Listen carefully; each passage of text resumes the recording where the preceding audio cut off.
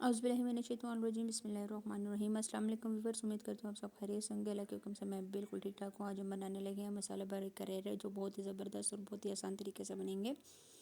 इसमें मैं बहुत ही अलग अलग चीज़ों का इस्तेमाल करूँगी, तो रेसिपी अपने अंत तक देखनी है। रेसिपी पसंद है प्लीज़ लाइक और सब्सक्राइब करना ना भूलें। तो चलिए अपनी वीडियो स्टार्ट करते हैं। तकरीबन 3 मैंने करेले लिए थे दरमियाने साइज़ के। उनको अच्छी तरह से मैंने इस तरह गोल शेप में काट लिए, बड़े बड़े काट के आपने अच्छी तरह से इसको धो देना है नमक वाले पानी से। फिर हल्दी में मैंने डाल के छोड़ दिया था जी। तो एक कढ़ाई ली है, कढ़ाई में मैंने तकरीबन 1 चम्मच के करीब लहसुन डाला है। लहसुन को अच्छी तरह से हमने फ्राई करना है।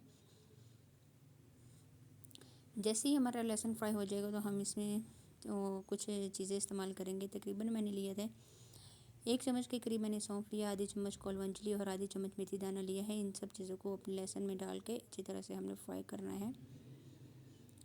आपने ध्यान रखना है कि ये जो है जल ना जाए, आपने साथ साथ चम्मच चलाते रहना है। जैसे इनकी खुशबू आ जाएगी तो हम इसमें अपने करेले शामिल कर देंगे। अच्छी तरह से आपने इसको फ्राई करना है। चूल्हे की फ्लेम आपने बहुत ज़्यादा स्लो रखनी है, बहुत तेज़ नहीं रखनी। ये तो ये इसकी खुशबू आने लगी ही थी और मैंने इसमें शामिल कर दिया करेले। करेले का पानी मैंने निकाल के करेले को एक दफ़ा और धो दिया था और इसको शामिल कर दिया इसमें। करेले जो हैं वो ग्रीन कलर के मेरे बहुत ज़्यादा फ्रेश थे, तो आपने क्या करना है, करेले को अच्छी तरह से फ्राई करना है कि करेले अपना कलर बिल्कुल चेंज कर दें। अगर करेले कलर चेंज नहीं करेंगे तो इसमें से काफ़ी हद तक आपको कड़वाहट महसूस होगी। तो आपने ध्यान रखना है कि आपने करेले अच्छी तरह से फ्राई करने हैं। काफ़ी हद तक मेरे करेले फ्राई हो गए थे, लेकिन अभी भी काफ़ी सारे इसमें बाकी थे, तो आपने अच्छी तरह से इसको फ्राई करना है। तकरीबन 10 से 15 मिनट लगे तो मेरे करेले काफ़ी हद तक फ्राई हो गए थे। हम मैं इसमें कुछ मसाले शामिल कर दूँगी। पिसा हुआ मैंने लिया है, मिर्च ली है, हल्दी ली है, गरम मसाला है, नमक है, कुटा हुआ ज़ीरा है और कुटा हुआ धनिया है। ये सारी चीज़ें डाल के आपने अच्छी तरह से फ्राई कर इसकी अच्छी तरह से भुनाई करनी है। अपनी ये ध्यान रखना है कि मसाला डालने के बाद आपका मसाला जल ना जाए फ़ौरन से। थोड़ा सा आप इसमें पानी भी शामिल कर सकती हैं।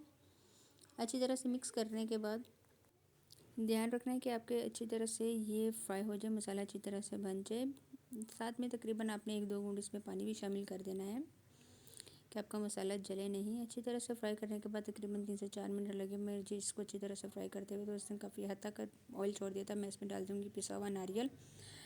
मैं तिल लिए थे, मैंने उनको रोस्ट करके वो भी इसमें डाल दिया और साथ में मूँगफली ली है मैंने, मूँगफली भी रोस्ट करके आपको ग्राइंड कर दिया। आपने ये तीनों चीज़ें अच्छी तरह से ग्राइंड करके इसमें डालनी है, शामिल करनी है। 1-1 चम्मच मैंने ये तीनों चीज़ें डालने के बाद आपने दोबारा से इसको अच्छी तरह से मिक्स करना है। अच्छी तरह से मिक्स करने के बाद थोड़ा सा मैंने इसमें तकरीबन तो आधा ग्लास से भी कम इसमें मैंने थोड़ा सा पानी शामिल कर दिया। और कि मेरा मसाला जल ना जाए, तो मसाला अच्छी तरह से आपका तैयार हो जाए। तकरीबन आपने मुसलसल 5 से 10 मिनट तक आपने चम्मच चलाते रहना है। करेले में मेरे बिल्कुल अच्छी तरह से फ्राई हो गए थे। अब ये देखिए काफ़ी हद तक हो गए, तो मैंने इसमें एक डाल दिया तली हुई प्याज लेके आपने एक इसमें शामिल कर देनी है। आप चाहें तो वो जो आपके पास पैकेट पड़ा होता है आप वो भी शामिल कर देते हैं, लेकिन मैंने इसमें फ़्रेश डाली है। इसके अलावा हम इसमें डाल देंगे इमली का पेस्ट। 1 कप इमली का पेस्ट लिया था। इमली मैंने तकरीबन थोड़ी देर पहले भिगो के रख दी थी और इमली मैंने इसमें शामिल कर दी है। इन सब चीज़ों को दोबारा से मिक्स करूँगी अच्छे तरीके से। मिक्स करने के बाद मैं इसमें डाल दूँगी तकरीबन 1 गिलास के करीब पानी।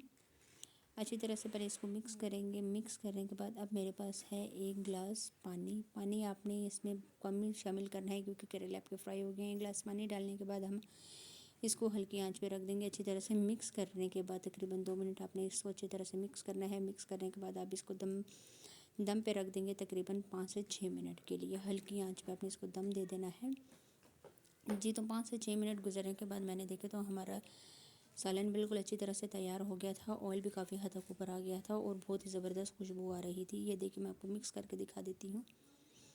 सारी चीज़ें इसमें अच्छी तरह से मिक्स हो गई थी, जो मैंने इसमें चीज़ें शामिल की थी। बिल्कुल बहुत ही आसान और ये बहुत ही ज़बरदस्त बनने वाली रेसिपी, आपने इसको ज़रूर ट्राई करना है। हम इसको एक खूबसूरत से बाउल में निकालते हैं। तो ये मैंने इसमें एक प्यारा सा बाउल लिया है और इसमें मैंने ये अपने सारा करेल वाला सालन इसमें शामिल कर दिया है। आपने ये रेसिपी ज़रूर ट्राई करनी है। ट्राई करके आपने मुझे बताना है कि आज की ये रेसिपी आपको कैसी लगी। आज के लिए इतना ही, इंशाल्लाह नेक्स्ट वीडियो में आपके साथ मुलाकात होगी। तब तक के लिए अल्लाह हाफ़िज़।